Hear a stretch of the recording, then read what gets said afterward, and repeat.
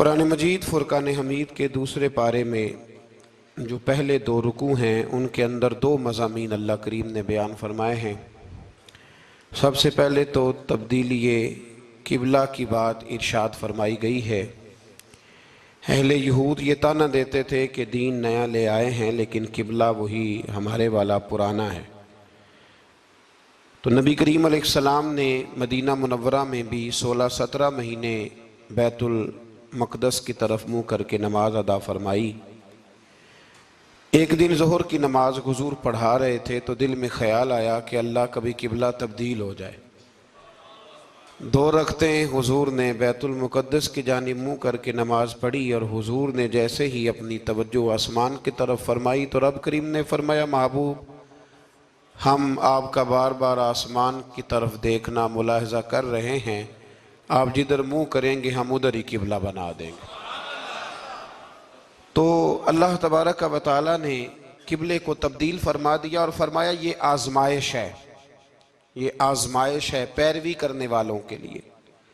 बहुत सारे लोग ऐसे होंगे जो उल्टे पांव फिर जाएंगे कि कल किबला और था और आज किबला और है, लेकिन बहुत सारे ऐसे हैं, बल्कि सारे ही ऐसे हैं इन्होंने सवाल ही कोई नहीं किया। उनकी तवज्जुहात का किबला मेरे नबी करीम अलैहिस्सलाम की ज़ात है, कोई सवाल नहीं किया। हुजूर के पीछे सहाबा ने नमाजें अदा की। फिर इन्हीं दो रुकुओं के अंदर अल्लाह तबारक व तआला ने इस बात की भी वजाहत फरमाई कि अब मुसलमान जहाँ कहीं से भी आएँ वो अपना रुख मस्जिदुल हराम की तरफ कर लें, बैतुल्लाह शरीफ की तरफ कर लें और उसी तरफ मुँह करके वो नमाज़ पढ़ें। और इन्हीं इब्तदाई दो रुकू जो हैं इनके अंदर अल्लाह ताला ने यह भी बयान फरमाया कि मुसलमान दरमियानी उम्मत है, उम्मत वस्त है।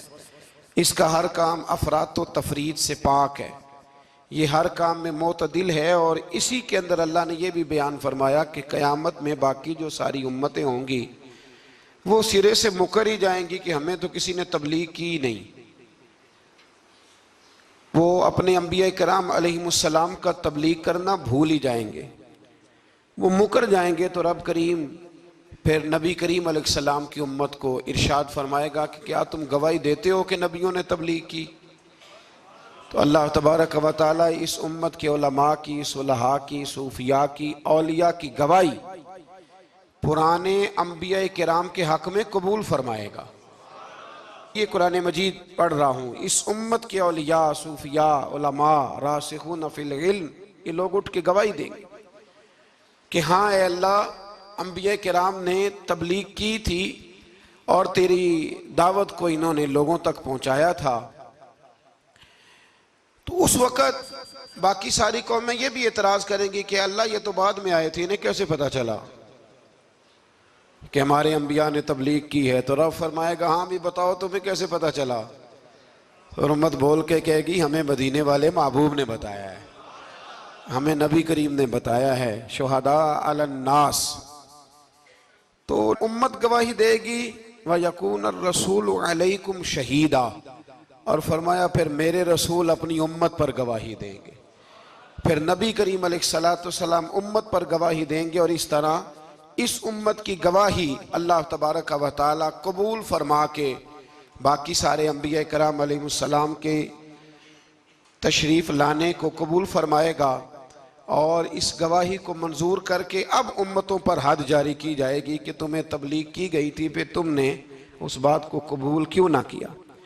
फिर जब हम बढ़ते हैं ना दूसरे से तीसरे रुकू की जानिब, तो इसमें अल्लाह तबारक व तआला ने दूसरे रुकू से पहले एक बड़ा खूबसूरत फरमान जो बड़ा ज़ुबान ज़द ख़ास व आम है, इरशाद फरमाया फ़ज़्कुरूनी अज़्कुरकुम, तुम मुझे याद करो मैं तुम्हें याद करूँगा।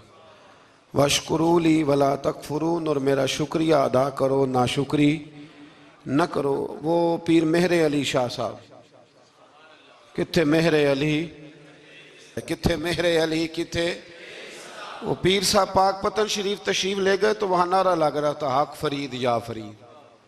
तो कुछ लोग होते हैं ना फटाफट एतराज़ करते हैं, तो एक साहब ने पीर साहब से कहा ये क्या नारा लग रहा है? तो आप फरमाने लगे ये कुरान सच्चा हो रहा है। का क्या मतलब? फरमाया अल्लाह का वादा है तुम मेरा जिक्र करो मैं तुम्हारे चर्चे करा दूंगा। तो फरमाया फरीदुद्दीन ने सारी ज़िंदगी रब रब किया है, अब उनके जाने के बाद अल्लाह फरीद फरीद करवा रहा है। तो इससे आगे जब हम चलते हैं दूसरे से तीसरे रुकू में तो बड़ी मारूफ आयात या अय्युहल्लज़ीना आमनू इस्तईनू बिस्सब्रि वस्सलात इन्नल्लाहा मअस्साबिरीन, सब्र का हुक्म दिया गया और जो सब्र करे उसको अल्लाह ने अपनी मईयत की बिशारत सुनाई। फिर जो उसके रास्ते में कत्ल हो जाए उन्हें मुर्दा कहने से मना किया। फिर फरमाया तुम्हें मुशक्कत झीलनी पड़ेगी, तुम्हें आजमाया जाएगा, तुम्हें भूख से, फलों और जानों की कमी से, खौफ से आजमाया जाएगा। और फिर जो सब्र करेगा फरमाया उसे अल्लाह ताला बिशारत भी अता फरमाएगा और उस पर रब करीम अपनी रहमतों का नुज़ूल भी फरमाएगा। और फरमाया यही वो लोग हैं हुमुल मुहतदून, जिनको सब्र करना आता है, जिनमें हौसला है, जिनमें तहम्मुल मिजाजी है। फरमाया यही वो लोग हैं जो अपने रब की तरफ से हिदायत पर हैं। असल हिदायत उस आदमी के पास है जिसमें फिर कोई सब्र भी है, कोई हौसला भी है, कोई सुकून भी है। फिर इससे आगे जब हम बढ़ते हैं तो अल्लाह तबारक व तआला ने थोड़े से मसाइल हज बयान फरमाए। फिर इससे आगे जाके अल्लाह तबारक व तआला ने अपने रब होने की कुछ निशानियां, कुछ अलामतें बयान फरमाई और वो वाली अलामतें बयान फरमाई जो इंसानी शऊर के मुताबिक हैं, जिनको इंसान रोज देखता है। फरमाया ज़मीन आसमान के पैदा करने में और रात और दिन के इख्तलाफ होने में, कि जब रात होती है तो दिन नहीं होता और जब दिन होता है तो फिर रात नहीं होती। और फरमाया ये जो मनो टनो वजन लेके दरिया और कश्ती समुंदर में चलती है, फरमाया इसमें, और जब हम आसमान से पानी बरसा कर ज़मीन से फल उगाते हैं तो ये सारी चीज़ें देख के समझ जाओ ये खुद नहीं बनी, इन्हें कोई बनाने वाला है, इन्हें कोई बनाने वाला है। इन आयात के अंदर अल्लाह तबारक व तआला ने अपने होने की अलामतें बयान की और फिर इसी मजमून में आगे चल के फरमाया कि जब मेरे बंदे मेरी ये निशानियां देखते हैं तो वल्लज़ीना आमनू अशद्दु हुब्बन लिल्लाह, फिर ईमान वाले अपने रब से शदीद मोहब्बत करते हैं, फिर वो अपने रब से शदीद मोहब्बत करते हैं। और फिर अल्लाह ताला ने इसी रुकू में आगे जाके इरशाद फरमाया कि बनाया सारा कुछ तुम्हारे लिए है, बनाया सारा कुछ। ये चौथे से पांचवा रुकू आप देखेंगे, फरमाया बनाया सारा कुछ तुम्हारे लिए है पर तुमने वो खाना है जिसके खाने की तुम्हें इजाजत दी गई है, हलालन तय्यिबा, पाकीज़ा चीज, सारा कुछ तुम्हारे लिए है पर जिसकी इजाजत मिले तुमने वही। कुछ चीजों की यहाँ खाने की मुमानत है लेकिन जन्नत में वो चीजें खाने की इजाजत होगी। तो फरमाया तुम हलाल और तय्यब चीज खाओ। शैतान तो तुम्हें बेहयाई का और बुराई का हुक्म देता है लेकिन तुम उस तरफ आओ जिस चीज का तुम्हारा रब तुम्हें हुक्म इरशाद फरमाता है। फिर अल्लाह तबारक व तआला ने इसी पारे के अंदर, इन्हीं आयात मुकद्दसा के अंदर चौथे से पांचवें रुकू में चार उन चीजों का बयान फरमाया जो कतई तौर पर हराम है। चार वो चीजें जो कतअन हराम है, उनमें सबसे पहले इरशाद फरमाया कि मुर्दार, जो जानवर ज़िबा ना किया जाए और बगैर ज़िबा के मर जाए, वो खाना हराम है। फिर इरशाद फरमाया बहता हुआ खून, ये भी हराम है। अब आप कहेंगे वो तो खून लगता है रोज लोगों को, वो तो लगता है, बोतलों की बोतलें नौजवान खून देते हैं। तो इसमें हमारे बुजुर्गों ने मसला ये बयान फरमाया कि जरूरत के लिए देना जायज है, मजबूरी हो तो फिर खून देना, जिस तरह इंसान मर रहा हो तो उसके लिए मुर्दार खाना भी जायज है। तो कोई बीमार, इतना बीमार कि अब डॉक्टर कहे कि सिवाय खून के कोई और चारा नहीं है तो वो देना जायज है बिल्कुल। जो देगा अल्लाह उसे अजर भी अता फरमाएगा। तो इसी तरह तीसरे नंबर पर सूअर का गोश्त, ये भी कतअन हराम है, कोई ऐसी सूरत ही नहीं कि जो इसको जायज किया जा सके। और फिर अल्लाह तबारक व तआला ने इसी आयत में उसका भी जिक्र फरमाया जिस पर लोग अकीदे के लिहाज से बड़ा धोखा देते हैं। फरमाया वमा उहिल्ला बिही लिगैरिल्लाह, और वो जिस पर वक्ते ज़िबा गैरुल्लाह का नाम लिया जाए, जिस पर वक्ते ज़िबा, जिस पर गैरुल्लाह का नाम लिया जाए वो जानवर भी हलाल है। इस आया मुबारका को सामने रख के ना बड़ा उलझाव पैदा किया जाता है, जिस पर गैर का नाम आ गया वो हराम हो गया। लिहाजा किसी ने कह दिया कि ये बकरा गौसे आजम के नाम का रखा है तो ये हराम है, और किसी ने कहा कि ये मैंने 11वीं शरीफ के लिए दुम्बा रखा है कुर्बानी, हुजूर गौसे आदम के साले सवाब के लिए दूंगा तो ये दुरुस्त नहीं। तो भाई याद रखो वक्ते ज़िबा, यहां तमाम मुफस्सिरीन ने यही लिखा है कि वक्ते ज़िबा किसी और का नाम लिया तो फिर वो हराम। देखे ना, किसी बंदे ने अगर कह दिया कि ये दुम्बा जैद का है, 4-5 दुम्बे बकरे घूम रहे थे, किसी ने कह दिया जैद का है, ये बकर का है, ये अमर का है, ये साद का है, अब क्या ये लफ्ज कहने से वो हराम हो जाएगा? रोज कहते हो कि नहीं कहते? तो अजीब फलसफा है ना लोगों का। अगर आपने कह दिया गौसे पाक के साले सवाब के लिए है तो फिर वो हराम हो गया जी। तो अगर ये कहा जाए कि मैंने बेटे के अकीके के लिए रखा है, फिर भाई अगर वलीमे के लिए रखा हो तो वो तो कह रहा मैंने बेटे के लिए रखा हुआ है, हालांकि बकरा तो अल्लाह के नाम का है। तो बिला वजह लोग उसमें ऐसी चीजें पैदा करते हैं। तो इसको समझ लें, ये कुरान मजीद की आयत नंबर 173 है जिसमें अल्लाह तबारक व तआला ने बड़ी वजाहत के साथ उन चीज़ों का जिक्र फरमाया जिनका खाना बिल्कुल नाजायज़ है। तो वो 4 चीज़ें आपकी समझ में आ गई थी। सबसे पहले मुर्दार, फिर बहता हुआ खून, फिर सुअर का गोश्त, और चौथे नंबर पे वो जानवर जिस पर वक्ते ज़िबा करते वक्त कहा जाता है ना बिस्मिल्लाह है। हाँ, अब मुर्गा खरीदने जाओगे ना तो उससे कहना जरा ऊंचा पड़े। मैंने एक से पूछा, मैंने कहा तू तकबीर ही नहीं पढ़ता? कहता मैंने पक्की पढ़ के छुरी पे फूंक ली है। तो मैंने कहा ये कौन सा नया दीन निकला है? कहते छुरी पे फूंक ली है तो अब पक्की हो गई छुरी। तो मैंने कहा छुरी के साथ अगर किसी ने प्याज काट लिया तो फिर तेरी फूंक का क्या बनेगा? तो वो तो गई ना जी। तो इसलिए ये जानवर जब हलाल होगा जब कहा जाएगा बिस्मिल्लाह है अल्लाहु अकबर। फिर आगे 5वें से 6ठे रुकू में जो पहली आयत है ना, उसमें अल्लाह ताला ने एक चीज के बारे में नसीहत फरमाई है। जब ये किबले की तब्दीली की बात हुई तो यहूदी भी अपने किबले पर इसरार करने लगे, ईसाई भी अपने किबले पर इसरार करने लगे। वो कहने लगे मशरिक की जानिब मुंह करके नमाज पढ़नी है, ये कहने लगे मगरिब की जानिब मुंह करके नमाज पढ़नी है। तो अल्लाह करीम ने फरमाया ये तो नेकी नहीं कि मुंह मशरिक की जानिब करो या मगरिब की जानिब करो। तो या अल्लाह नेकी क्या है? फरमाया नेकी वलाकिन्नल बिर्र मन आमन बिल्लाहि वल यौमिल आखिर। फरमाया नेकी तो ये है कि अल्लाह और आखिरत पर ईमान लाओ। नेकी ईमान का नाम है। फिर फरमाया फरिश्तों पर, किताबों पर, नबियों पर ईमान लाओ और अपना माल खर्च करो अल्लाह की मोहब्बत में, रिश्तेदारों पर, यतीमों पर, मिस्कीनों पर, मुसाफिरों पर, मांगने वालों पर, गुलाम आजाद कराने के लिए। और फरमाया नेकी तो ये है कि नमाज कायम करो, ज़कात अदा करो, अपने वादे पूरे करो जब तुम वादा कर लेते हो, और जब तुम्हें कोई मुसीबत पहुंचे उस पर सब्र करो।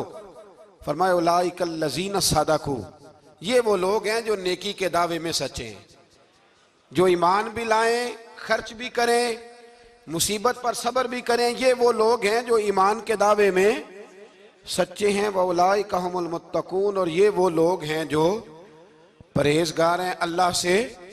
आगे आगे ये आयत जिसमें अल्लाह ने किसास का हुक्म दिया है, बदला लेने का। ये हुक्म स्टेट के लिए है, हुक्मरानों के लिए। फरमाया कि जब कोई शख्स किसी के साथ कोई जुल्म करे तो फिर उसका बदला लो। तो किस तरह बदला लेना है? फरमाया अल हुर्रु बिल हुर्री वल अब्दु बिल अब्दी वल उनसा बिल उनसा। आज़ाद के बदले आज़ाद, गुलाम के बदले गुलाम, औरत के बदले औरत। हाँ, अगर कोई वारिस माफ कर दे तो बात अलग है, वरना बदला लो। और कुरान मजीद ने यहाँ इरशाद फरमाया कि अगर तुम बदला लोगे तो जिंदगी मिलेगी, तुम्हें जिंदगी मिलेगी। अगर हुक्मरान मुजरिमों को सजा देंगे तो बाकी लोगों की जिंदगी महफूज रहेगी, बचेगी। हुक्म दिया गया यहाँ के बदला लिया जाए। फिर जब हम 6ठे से 7वें रुकू की तरफ चलते हैं तो इसमें अल्लाह ने रोजे का हुक्म दिया, रमजान की फजीलत बयान की, और इरशाद फरमाया गया कि जो रोजा ना रख सके वो फिदियतुन तामुन मिस्कीन, जो तो मरीज हो, बीमार हो, वो तो उतने रोजे जो है वो अगले दिनों में रख ले। और आगे जाके ये भी बताया गया कि जो ज्यादा ही बीमार हो फिर वो एक मिस्कीन का फिदिया दे दे, खाना दे दे। फिर इसी आया करीमा में रब करीम ने फरमाया अगर तुम मुझसे दुआ मांगोगे इसी रुकू में तो फरमाया मैं तुम्हारी दुआओं को भी जरूर कबूल करूंगा। फिर इसी में बताया गया कि रात के वक्त तुम्हें खाने की भी इजाजत है और अमले ज़ौजियत की भी तुम्हें इजाजत दी जाती है। इसी तरीके से फिर आगे अल्लाह तबारक व तआला ने हज के महीनों के बारे में अलामतें इरशाद फरमाई और मसाइल हज कुछ आगे जाके बयान किए। और एक और गलत रस्म, लोग रस्में बना लेते हैं ना, एक और रस्म थी कि यहूदी और ईसाई जब हज करते थे ना, ihram बांध लेते थे, फिर दरवाजे से घर में दाखिल नहीं होते थे, ऊपर से छलांग लगा के कि अब हम पाक हो गए। तो दरवाजा चूंकि गुनाहगार है, इसके बीच से गुनाहगार आते जाते रहे हैं, लिहाजा दरवाजे से नहीं गुजरते थे। तो अल्लाह करीम ने फरमाया ये कोई नेकी नहीं, ये कोई तरीका नहीं कि तुम दरवाजों से ना गुजरो। वलाकिन्नल बिर्र मनित्तका, दरवाजे के ऊपर से छलांग लगाना नेकी नहीं, बल्कि नेकी तो ये है कि अल्लाह से डरना शुरू कर दो। हज के बाद पाक साफ हो जाओ, डरना शुरू करो, ये असल में नेकी है। तो फिर अल्लाह तबारक व तआला ने हज के मसाइल काफ़ी तफसील के साथ, चूँकि वो फ़िकी मसाइल हैं और पूरी उसकी जुज़ियात हैं, लिहाजा वो एक नशिस्त में करने की बात नहीं। तो रब करीम ने वहाँ मशअर हराम का भी जिक्र फरमाया और उन सब चीज़ों की तरफ निशानदही फरमाई जिन पर तवज्जो करना उम्मत मुस्लिमा के लिए बड़ा ही ज़रूरी है। फिर आगे 8वें रुकू तक ये बातें मुख्तलिफ अंदाज में चलती रहीं। फिर 9वें से 10वें रुकू में एक बात रब करीम ने ये इरशाद फरमाई कि मैंने काफिरों की नज़र में ना, जब उन्होंने मेरी नाफरमानी की है, मेरे कलमा नहीं पढ़ा, मेरे महबूब को नहीं माना, कुरान मजीद को नहीं माना, तो फरमाया मैंने दुनिया की ज़िंदगी उनके सामने मुज़य्यन कर दी। ये बड़ी समझने वाली बात। फरमाया ज़ुय्यिन लिल्लज़ीना कफ़रू, वो जिन्होंने कुफ्र किया था ना, उनके लिए ज़ीनत दे दी किसे? हयातुद दुनिया, दुनिया की ज़िंदगी को अल्लाह ने ना उनके लिए हसीन कर दी। उन्हें बड़े अच्छे लगते हैं, ये मेरी जायदाद है, ये मेरा बाग है, ओ मेरी हवेली है, ये सारे मेरे जनाब बंगले। फरमाया ये चीज़ें हमने काफिरों की नज़र में फिर प्यारी कर दी। समझिएगा बात, ये काफिर का तरीका है कि वह दुनियादारी का माल देखता है तो उसकी आंखें खिल जाती हैं, बड़ा राजी होता है। मोमिन का ये तरीका, मोमिन किस बात पे राजी होता है? अल्लाह तबारक व तआला की रज़ा पे मोमिन राजी होता है। इस चीज़ को अल्लाह करीम ने यहाँ बयान फरमाया। फिर इससे आगे जो हुर्मत वाले महीने हैं उन महीनों का जिक्र किया गया। फिर अल्लाह तबारक व तआला ने जुए और शराब को हराम करार दिया। 219 नंबर आयत है, इसी रुकू में अल्लाह तबारक व तआला ने उसका भी तज़किरा फरमाया। ये तफसील के साथ तज़किरे जारी रहे। फिर इसी तरह औरतों के जो हैज़ो नफास के मसाइल हैं उनको भी अल्लाह तबारक व तआला ने इसी पारे के अंदर बयान फरमाया। कुछ तलाक के मसाइल भी अल्लाह करीम ने इसी पारे 9वें रुकू से आगे जाके उन सारी चीज़ों को अल्लाह करीम ने बयान फरमाया। और फिर ये भी इरशाद फरमाया हैज़ो नफास मसाइल और तलाक, इन सारी चीज़ों को बयान करने के बाद फरमाया कि इनके मसाइल गोया सीख लो, उस पर अमल करो। और फरमाया तिलका हुदूदुल्लाह, ये अल्लाह की हदें हैं, फला तातदूहा, अल्लाह की हदों से आगे न गुजरना। ये वो बाउंड्री है जो अल्लाह ने बनाई है, ये हुक्म वो हैं जो रब ने दिए हैं, तो इनसे आगे ना जाना। तो बितफसील इन सारी चीज़ों का यहाँ बयान फरमाया गया। और वो मसाइल जो बड़ी तेज़ी से लोग उलझा देते हैं उनका भी अल्लाह करीम ने यहाँ जिक्र फरमाया। बीच में कुछ आयात ऐसी हैं जो ज़्यादा तवज्जो के काबिल हैं और हमारी रोज़मर्रा की ज़िंदगी में हमें उनकी बड़ी अशद ज़रूरत है, जो अगरचे मसाइल फ़िक़ा तो नहीं लेकिन ज़रूरत के लिहाज से, रोज़मर्रा के इखलाकी रवैयों के लिहाज से उसकी बड़ी ज़रूरत है। उन चंद आयात का भी हमने इंतखाब किया, इंशाअल्लाह उस पर भी कुछ बात करता हूँ। इस पारे के आखिर में ना अल्लाह करीम ने एक वाक़या बयान फरमाया है। इसमें अल्लाह तबारक व तआला ने ना बनी इसराइल का एक वाक़या बड़ी तफसील के साथ, और वो इस पारे के इख्तिताम पर अक़ीदे के लिहाज से, नज़रिए के लिहाज से, समझने के लिहाज से बड़ी अहम चीज़ है, उस पर ज़रूर गौर फरमाएं। वो ये हुआ कि बनी इसराइल के अंदर हमेशा ऐसे होता था कि अल्लाह तबारक व तआला एक पैगम्बर और एक बादशाह, बनी इसराइल के अंदर हमेशा नबी और बादशाह मौजूद रहते थे। एक वक्त ऐसा आया कि बनी इसराइल में कोई नबी नहीं थे और बनी इसराइल का जो अपना इलाका था ना वो मुल्क शाम है। तो कौम में अमाल का एक कौम थी और बड़े सख्त गिर लोग थे। उन्होंने बनी इसराइल वालों के साथ लड़ाई की, जिहाद किया और इन्हें इनके इलाके से निकाल दिया। और कुछ हज़रत यूसुफ अलैहिस्सलाम के ज़माने में वैसे भी एक बहुत बड़ी तादाद जाके मिस्र में आबाद हो गई थी। अब ये हुआ कि इनके पास कोई बादशाह नहीं है, ये बार बार दुआ करते हैं, इल्तिजा करते हैं, तो अल्लाह ताला ने एक पैगम्बर इन्हें अता किए जिनके मुख्तलिफ नाम किताबों में हैं। सदरुल अफ़ाज़ल रहमतुल्लाह अलैह ने तफसीर ख़ज़ाइनुल इरफ़ान के अंदर उनका नाम हज़रत शमवील अलैहिस्सलाम लिखा है। हज़रत शमवील अलैहिस्सलाम को अल्लाह ताला ने नबुव्वत अता फरमाई, और जब हज़रत शमवील अलैहिस्सलाम अल्लाह के नबी हुए, बनी इसराइल वालों को यकीन आया कि अल्लाह ने अल्हम्दुलिल्लाह हमें एक नबी के झंडे तले जमा कर दिया है, तो फिर उन्होंने कहा कि आप हमारे सामने एक बादशाह भी मुकर्रर करें ताकि हम उसकी सरपरस्ती में जिहाद करें। जब इन्होंने ये बात की तो अल्लाह तबारक व तआला ने हज़रत शमवील अलैहिस्सलाम के ज़िम्मे लगाया।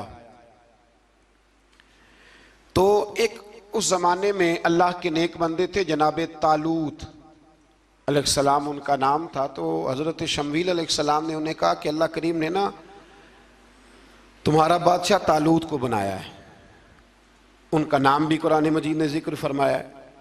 तो बनी इसराइल के लोग कहने लगे ये तो गरीब आदमी है, वो बकरियां चराया करते थे, लेकिन इल्म में बड़े पुख्ता थे, वजूद में बड़े ताकतवर थे। तो कहा कि ये तो गरीब आदमी है, तो हम तो ज़्यादा हक रखते थे कि हमें बादशाह बनाया जाए। तो हज़रत तालूत अलैहिस्सलाम के बादशाह बनने के बाद हज़रत शमील अलैहिस्सलाम ने जो बात की, अल्लाह करीम ने उसे कुरान मजीद में बयान फरमाया। रब फरमाता है बस्ततन फिल इल्म वल जिस्म, इसे इसलिए तुम्हारा बादशाह बनाया गया है कि इसे हमने कुशादगी दी है, इल्म में भी और जिस्म में भी। बड़े माशाल्लाह मोटे ताज़े थे, वजूद बड़ा ताकतवर था। कुछ मोटे ताज़े होते हैं पर ताकतवर नहीं होते, मोटे ताज़े भी थे और ताकतवर भी थे। फरमाया कि वजूद में भी ताकत है और इल्म में भी अल्लाह ने इन्हें वुस्अत अता फरमाई। तो बनी इसराइल वाले कहने लगे जी नहीं जी, कोई बंदा और आ जाए, ये हमारा बहुत बड़ा मसला है ना जी, हर एक की मर्जी की ना तो बात हो सकती है और ना हर बंदा हर एक की मर्जी पर पूरा। कहने लगे नहीं जी, कोई और होना चाहिए था, हमें कैसे पता चलेगा कि अल्लाह ने मुकर्रर किया है। बड़ी खास बात है, इसको समझिएगा, ये सारा मजमून आपको मिलेगा इसी पारे के आखिर में आप पढ़ेंगे ना जी, तो ये सारा मजमून आपको मिलेगा। और आप अगर सरसरी नज़र से भी इसका मुताला करेंगे ना, जाके कुरान शरीफ खोल के 15वें से 16वें रुकू में, आप खुश होंगे कि आप कितने अच्छे नजरिए और अकीदे के मानने वाले हैं। तो जब कहा ना कि तालूत को हमारा बादशाह बनाया गया, तो दलील क्या है? तो कुरान कहता है कि हज़रत शमवील अलैहिस्सलाम ने फरमाया कि तुम्हारा एक ताबूत था, एक संदूक था तुम्हारे पास, वो संदूक तुम्हारा कौम उमाल का उठा के ले गई थी। इनके बादशाह होने की दलील ये है कि अल्लाह तुम्हारा वो संदूक तुम्हें वापस कर देगा, वो तुम्हारा संदूक तुम्हें वापस कर देगा। उस संदूक में क्या है? वो हजरत आदम जन्नत से साथ लेके आए थे, उसमें था क्या? तो कुरान मजीद कहता है कि उसके अंदर ना हजरत हारून अलैहिस्सलाम और हजरत मूसा अलैहिस्सलाम के तबर्रुकात थे। तबर्रुकात, कल मैं एक मौलवी देख रहा था, बेचारा एक बंदा ना मस्जिद नबी के साथ गुलाफ और शायद कोई कफन था, वो मस्जिद नबी की दीवारों से मस कर रहा था। तो वो कह रहा था नहीं, इससे क्या होता है, तबर्रुक कोई चीज़ नहीं, अच्छे अमाल की वजह से बंदा बख्शा जाएगा। मैंने कहा तू मुझे मिले तो मैं तुझे बुखारी खोल के दिखाऊं कि हज़रत अब्दुर्रहमान इब्न औफ जिन्हें हुजूर ने कतई जन्नती कहा, हुजूर के वजूद पर कुर्ता देख के कहने लगे हुजूर बड़ा ही सोना लग रहा है। तो फरमाया तुझे चाहिए, हुजूर मिल जाए तो क्या ही बात है। नबी पाक ने अता किया तो सहाबा कहने लगे अब्दुर्रहमान आपको तो ज़रूरत नहीं थी, आपके पास तो बड़े लिबास हैं, तो ये कुर्ता हुजूर ने कबूल कर लिया, कोई लेके आया और आपने मांग लिया। तो वो रो पड़े, कहने लगे पहनने के लिए नहीं मांगा, ये हुजूर के जिस्म से लग गया है, मैंने कफन बनाने के लिए मांगा है। तू कहता है हुजूर के तबर्रुक में खैर कोई नहीं। और आप यकीन करें उन लोगों पे हैरानगी है, हमने भी मरना है ना जी, बड़ी जल्दी कब्र में जाना है, वक्त का कुछ पता नहीं, लेकिन इतने अंधे होकर लोग चीजों को देखते हैं और इस तेजी के साथ गुमराही फैलाते हैं। मुझे बाकायदा किसी ने वीडियो भेजी और कहने लगा जी देखें कितनी अच्छी बात कर रहा है, लोगों को समझाएं। तो मैंने कहा नहीं, इसको समझाने की जरूरत है, और मैंने उसको देखा है, वो जो लाल रुमाल वाला, मैंने देखा है वो ढूंढ ढूंढ के जाहिलों को पकड़ता है, तलाश करता है, और अगर कोई मिल जाए बात बताने वाला तो फिर वो खुद पकड़ा जाता है, और कई दफा पकड़ा गया तो निकल गया है। अल्लाह ताला हमें समझने की तौफीक दे, हम सियाने हो जाए तो ये दूर दूर तक नजर नहीं आएंगे इंशाअल्लाह। तो वो ताबूत आएगा, बनी इसराइल वालों से कहा ताबूत में क्या था सुन लो, और ये कुरान मजीद है। आज मेरी मानना ये 15वें से 16वां रुकू जरूर ही पढ़ना कि वो आखिर ताबूत में क्या था, खोलना जरा। कुरान मजीद कहते हैं कि हजरत मूसा अलैहिस्सलाम और हजरत हारून के तबर्रुक थे। तो तबर्रुक क्या थे? तमाम मुफस्सिरीन ने लिखा है कि हजरत मूसा का एक कुर्ता था, एक डंडा था, जूते थे, और जनाब हारून अलैहिस्सलाम का इमामा शरीफ था, और तौरात की कुछ तख्तियां थी। तो उसका फायदा क्या था? उस ताबूत का फायदा यह था कि बनी इसराइल वाले जब अपने दुश्मनों से लड़ते थे, ताबूत सामने रख के दुआ मांगते थे, अल्लाह इन्हें कामयाबी अता कर देता था। तो कौम अमालका को भी पता चल गया कि संदूक में कुछ है जिसकी वजह से ये कामयाब हो जाते। वो संदूक उठा के ले गए। अब उनकी कमबख्ती ये, कम नसीबी ये कि उन्होंने जाके उसे रूढ़ी पे फेंक दिया। जब रूढ़ी पे फेंका तो उनके अंदर बीमारियां आ गई, वबाएं फूट पड़ी, मरने लगे, वजूद फूलने लगा। फिर उनके दिलों में बात आई कि ये हमने इस संदूक की बेअदबी की है। संदूक में क्या है? तबर्रुकात। हमें कहते हैं जी नालैन का नक्शा क्यों लगाया है? तुम्हारे तो बुजुर्गों का कीदा है, सर पे रखने को मिल जाए अगर नक्शे नाले पाके हुजूर, तो फिर कहेंगे कि हाँ ताजदार हम भी हैं। तो कहा कि उसके अंदर ये तबर्रुकात थे। उन्हें भी समझ में आई तो उन्होंने ना बैलगाड़ी मंगाई और वो संदूक उठा के उसके ऊपर रख दिया। अब क्या हुआ? कुरान कहता है कि फरिश्तों ने ना उस संदूक को वहां से उठाया। मुफस्सिरीन ने लिखा इसका माना यह भी हो सकता है कि उस बैलगाड़ी को डायरेक्शन पे लगाया। उधर से हजरत शमूएल अलैहिस्सलाम ने जनाब तालूत को बादशाह बना दिया, और इधर से वो संदूक चल पड़ा। कहा भाई हम इनको कैसे बादशाह माने? तो फरमाया बादशाह इस तरह मानोगे कि तुम्हारा वो संदूक आ जाएगा। और कुरान कहते हैं उस संदूक में तुम्हारे दिलों का सुकून है, उसमें तुम्हारे दिलों का। और भाई हमारी तो कोशिश होती है बुजुर्गों से कोई चीज मिल जाए, अल्लाह वालों का कोई तबर्रुक हमारे हाथ आ जाए। तो वो संदूक आ गया, ये मान गए। अब जिहाद करने निकले तो लड़ना था जालूत की कौम के साथ। वो बड़ा सख्त आदमी था, 3-3 मन सोना उसने वजूद पे पहना होता था। उसकी कौम से लड़ना है, टोपी बड़ी तगड़ी पहनी होती थी लोहे की। अब कौन लड़े? एक नौजवान थे जिनका नाम था दाऊद अलैहिस्सलाम। वो भी बकरियां चराया करते थे। और जिन दिनों हजरत तालूत निकले ना अपनी कौम को लेकर जालूत के खिलाफ लड़ने, तो हजरत दाऊद भी शामिल हो गए। अल्लाह जब किसी को नवाजता है ना तो फिर खास ही करम नवाजी करता है। मुफस्सिरीन ने लिखा जब ये जा रहे थे ना, वहां जा रहे थे तो रास्ते में इन्हें 3 पत्थर मिल गए। इन्होंने वो तीनों पत्थर उठा लिए।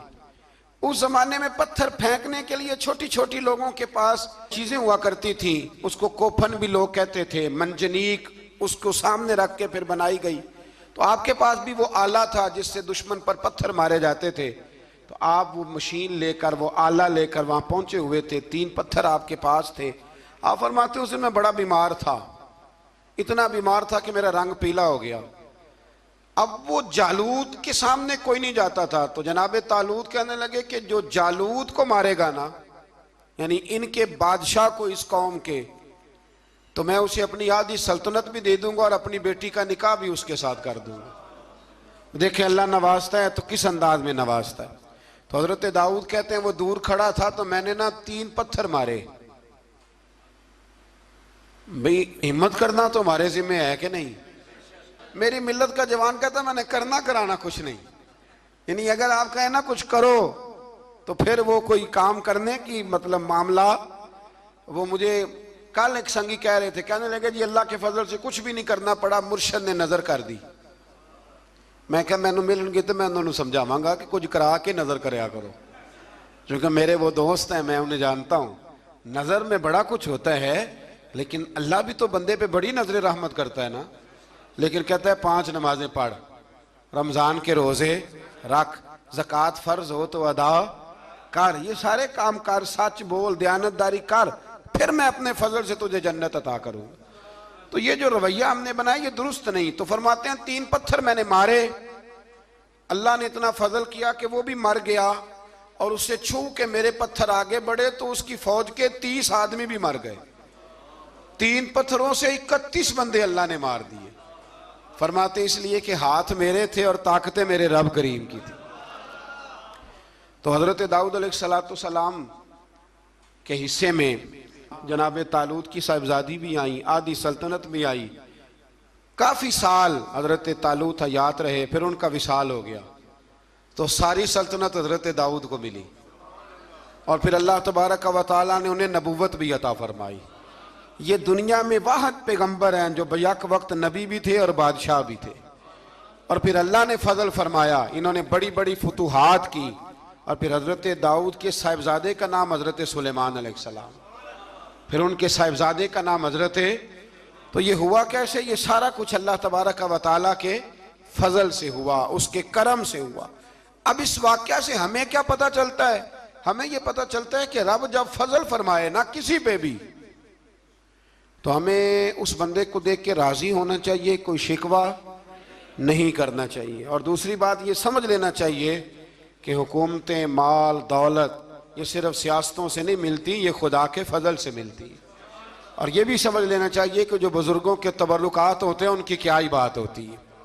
चंद बातें ऐसी थी कि मेरा दिल करता था उनको दोहराया जाए और ख़ास करके उन बातों पर तवज्जो की जाए। यहाँ ना अल्लाह तबारक व तआला ने उन बातों में से एक बात का जिक्र फरमाया है। यहाँ 207 नंबर जो आयत है ना इसी पारे की, उसमें अल्लाह करीम ने फरमाया कुछ लोग ऐसे हैं जो अपनी जानें ही अल्लाह के हवाले कर देते हैं। जिंदगी का मकसद दीन होता है, लुटा देते हैं। ये नाजिल कब हुई? यह आया मुबारक हजरत सुहैब रूमी के बारे में नाजिल हुई। हजरत सुहैब रूमी रदी अल्लाह तआला अन्हु बड़े मालदार थे। मक्के से जब चले ना तो सारा माल मक्के में छोड़ दिया, इसलिए कि अल्लाह के रसूल मदीने चले गए। फरमाते हैं फिर मैंने मालो दौलत की परवाह नहीं की, फिर मैंने ये सोचा कि मैंने अपने हबीब के पास जाना है। सारा माल एक जगह पे दबाया और फरमाते हैं मैं मदीना तय्यबा के लिए जब निकला तो कुफार ने, कुरैश मक्का ने रोका, हम नहीं जाने देंगे। तो हज़रत सुहैब रूमी फरमाने लगे भाई सुनो, मैं कमज़ोर नहीं, मैं ताकतवर आदमी हूँ, और तुम में से कोई ऐसा माई का लाल नहीं जो तीर चलाने में मुझसे ज़्यादा सियाना हो, तलवार चलाने में मुझसे ज़्यादा अक्लमंद हो। जाना मदीने मैंने है। अब यह है कि तुम बताओ मेरे साथ तीरों तलवारों से लड़ोगे या मैं तुम्हें एक सौदा बताऊं वो सौदा करोगे? कुरैश कहने लगे सौदा क्या है? कहने लगे मेरा बड़ा माल है, मैं मक्के में दफन करके आया हूं, तुम मुझे मदीने जाने दो, मैं तुम्हें सारे माल का पता बता देता हूं। हजारों लाखों में था माल तिजारत। देखें जब सहाबा मदीने जाते थे तो कितनी कीमत दे के जाया करते थे। तुम मुझे जाने दो, मैं तुम्हें वहां का पता बताता हूं। उन्होंने कहा जी बात ठीक है, आप पता बता दे। हजरत सुहैब ने सारी जिंदगी की जमा पूंजी हजारों लाखों में सारी दे दी और मदीने के लिए तैयार हो गए। अल्लाह करीम ने इस बात को बड़ा ही पसंद फरमाया और फरमाया व मिनन नासी मन यशरी नफ्सहु इब्तिगा मरदातिल्लाह। फरमाया कुछ लोग ऐसे हैं जो अपनी जानें ही बेच देते हैं अल्लाह की रिजा हासिल करने के लिए, अपनी जानें बेच देते हैं। नफ्सहु इब्तिगा मरदातिल्लाह, अल्लाह की रजा हासिल करने के लिए अपनी जानों को बेच देते हैं। तो फरमाया फिर अल्लाह क्या करता है? फरमाया वल्लाहु रऊफुम बिल इबाद, फिर अल्लाह भी अपने बंदों पर बड़ा ही रहम फरमाने वाला है। जब ये सारा माल दे के मदीने पहुंचे ना तो इनके इस्तकबाल के लिए जनाब उमर पहले से मौजूद थे। हजरत उमर रिसीव करके नबी करीम की बारगाह में ले गए तो फरमाते हैं हुजूर ने मुझे देखते ही फरमाया सुहेब जिंदगी में तुमने बड़ी तिजारतें की होंगी, पर ये जो तूने सौदा किया है ना ये बड़ा ही नफे वाला किया है। ये जो सौदा फरमाया ये तूने बड़ा, तो दीन के लिए जब आप कोई काम करते हैं तो ये सौदा बड़ा नफे वाला। एक मजमून और यहां है, 216 नंबर आयत में, वो भी बड़ा ही समझने वाला है। अल्लाह करीम ने जब जिहाद फर्ज किया ना, तो फरमाया कुतिबा अलैकुमुल किताल, हमने तुम पर कत्ल करना, किताल करना फर्ज किया है। फरमाया हो सकता है तुम्हें ये कराहत महसूस हो, मुश्किल लगे, बुरा लगे। एक बात जो आज की नसीहत है और मज़ामीने कुरान जो हम सीख रहे हैं, उसके अंदर से हमें ये ख़ास चीज़ है जिसको समझना चाहिए। अल्लाह करीम ने फरमाया कि तुम पर जिहाद फर्ज किया गया है, वाहुवा कुरहुल लकुम, हो सकता है तुम्हें नापसंद हो, तो एक ना सारी जिंदगी के लिए एक नसीहत कर दी। फरमाया व आसा अन तकरहू शैया, हो सकता है तुम किसी चीज को नापसंद करो, वहुवा खैरुल लकुम, और वो तुम्हारे लिए अच्छी हो। अल्लाहु अकबर। ये वो बात है, अगर समझ में आ गई तो कलेजा ठंडा हो गया, जिंदगी सुकून में आ गई।